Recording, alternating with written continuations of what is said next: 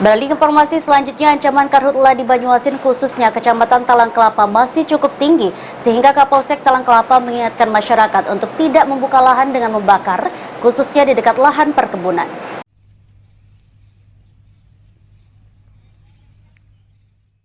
Beberapa hari terakhir, suhu dan cuaca terasa sangat panas terik di siang hari. Meski terkadang terjadi hujan di malam hari, masih tetap rawan terjadinya karhutla. Oleh karenanya, Kapolsek Talang Kelapa Banyuasin Kompol Sigit Agus meminta warga dan perusahaan di dua wilayah yang sangat rentan terjadi karhutla, yaitu Desa Sungai Rengit dan Gasing, untuk selalu waspada. Polsek Talang Kelapa sendiri sudah mendatangi dan memberikan sosialisasi mengantisipasi terjadinya karhutla di wilayah masing-masing. Terlebih terhadap masyarakat untuk tidak membuka lahan dengan cara membakar karena bisa terkena pidana.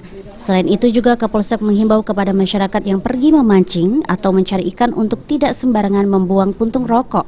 Kami berkoordinasi dengan perusahaan perkebunan untuk melakukan pengecekan alat-alat pemadam api apabila terjadi kebakaran, misalnya alat semprot maupun kesiapan peralatan pendukung dan personil yang mengawaki.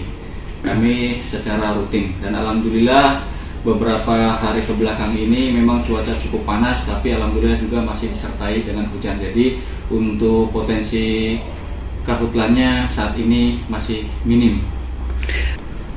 Untuk di wilayah hukum Polsek Talang Kelapa itu ada dua tempat yang sering atau langganan dan cukup menjadi fokus perhatian kami. Yang pertama itu di daerah Sungai Rengit, kemudian satu di perbatasan dengan Tanjung Lago, karena di situ banyak lahan-lahan yang tidur, jadi berpotensi untuk terjadinya kebakaran lahan maupun hutan.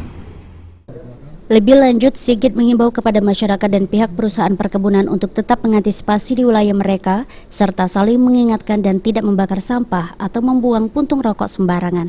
Sulaiman, PAL TV.